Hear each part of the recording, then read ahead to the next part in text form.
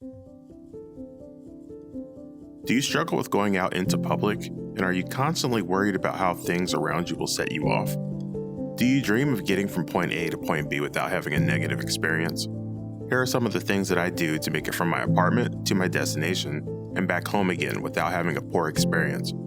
Check out some of this 4K footage shot at 24 frames per second. This is how I comfortably go out into the world and make content for this channel. Check out this week's cool footage from an urban park in western Lisbon. Also, here are some of my triggers and how I deal with them. I can sometimes be triggered by people that are genuinely being unkind.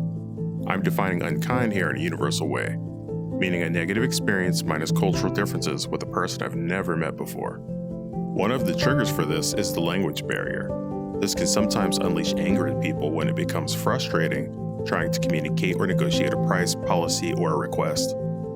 I think people sometimes forget that being a foreign traveler as an expat or an immigrant is very different than being a tourist. When you're a tourist, it's cute when you don't speak the language, as long as everyone gets paid at the end.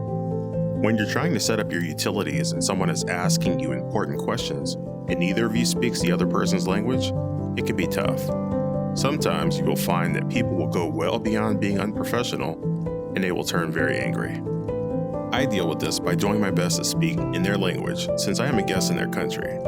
It isn't necessary for them to become angry, but maybe they have been dealing with foreigners all day long. Nothing good will come of me getting upset with them. Instead, I learn phrases that I might use in that situation. If you know some verb conjugations and can memorize a noun here and there, this will go a long way.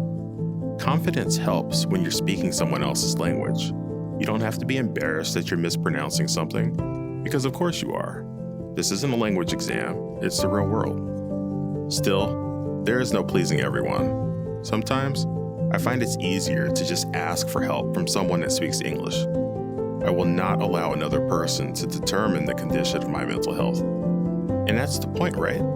Anticipation, being realistic, and implementation of the tools that are going to get me through my day. That's all that matters.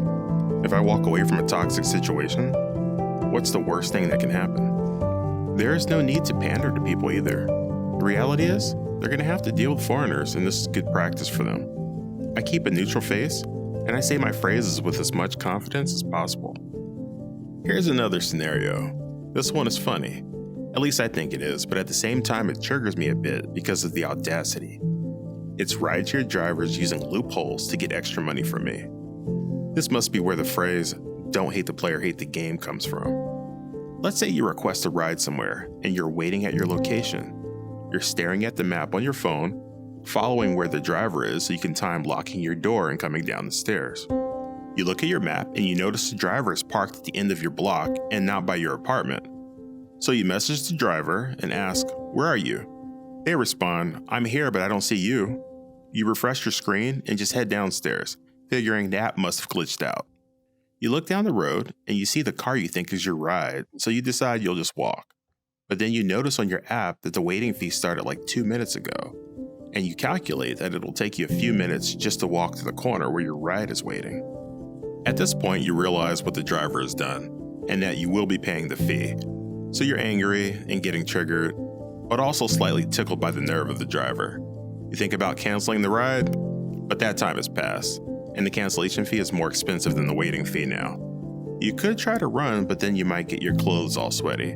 Maybe you're headed to a job interview or to meet someone for the first time. All you can do is think touche and take the hit. I get in the car and give them a knowing look in the mirror. And of course, I'm not going to tip them now. This has happened to me a few times in Lisbon. I am thinking that most people must not tip the drivers for this to be worth attempting in the first place.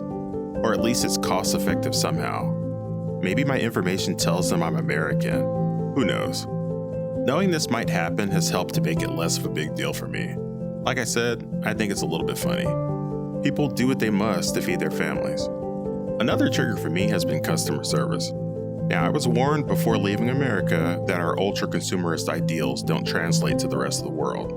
And I was fine with that. But there have been a few situations that have tested my patience.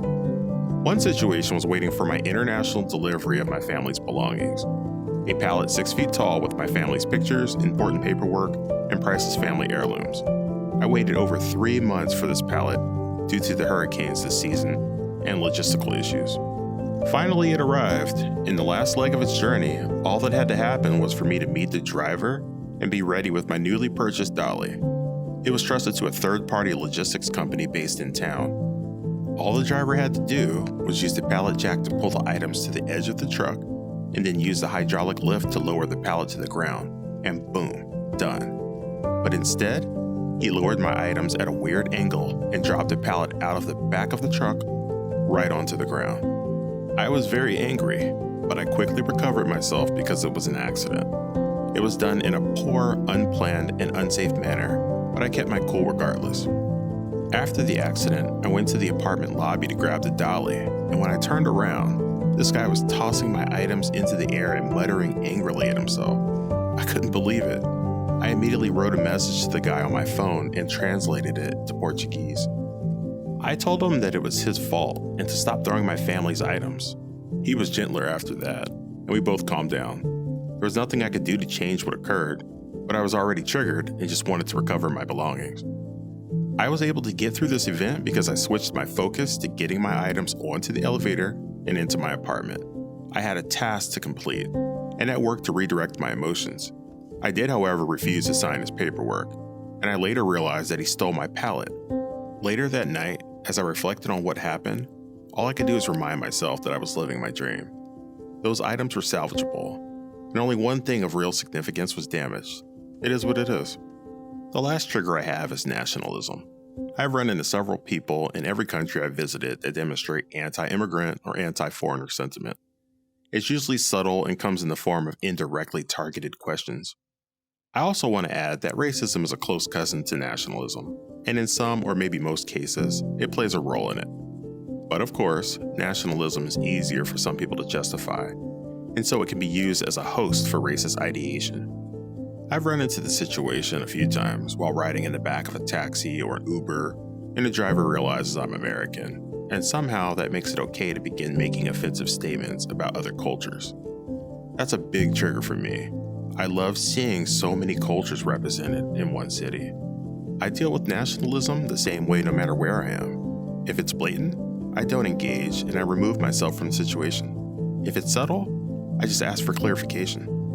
These conversations usually go the same way. Someone is mad about a lack of jobs, but also recognizes that their country relies on cheap foreign laborers, and they have some distant and likely false memory of their homeland free of foreigners. Basically, the answer to nationalism is you can't have your cake and eat it too. I suggest you try to discover some oil. And there you have it, folks. I can walk away from this situation still full of the same energy I had going in. Being less triggered isn't something that I would expect to improve at overnight. I'm human and I have emotions. More importantly, I have initial reactions to things that happen suddenly. I can't expect to not get upset at all. However, I can practice the efficiency of how I respond. Any negative interaction I have will reduce some of my life energy. The best thing I've been able to do is to focus my attention on how much it's being reduced. If I think of my day as a level in a video game where the current objective is to get past the dragon that guards the gate that leads to the village I live in, then my focus is surviving the dragon. So my survival is linked to my health bar, and my happiness is my mana. If I make it back home happy and healthy with full life and mana at like 98%, then I can relax. But if I return home mentally and physically exhausted, then I must do extra work to replenish myself. I recognize there are some permanent personality characteristics that I have that will never change. When I consider these things alongside my goals, I realize there will always be some concessions to make. So that's the real point of all of this. What's within the realm of possibility, and how do I safely test my limits? Thanks for watching this week's video. Next week, I'm going to dive into how being shy held me back from so many opportunities. Please subscribe to my channel. Videos are released each week. And don't forget to hit the notification bell so you'll know when the video is premiering. Also, please follow me on Instagram, Facebook, Twitter, and you can access my blog at travelandmath.com.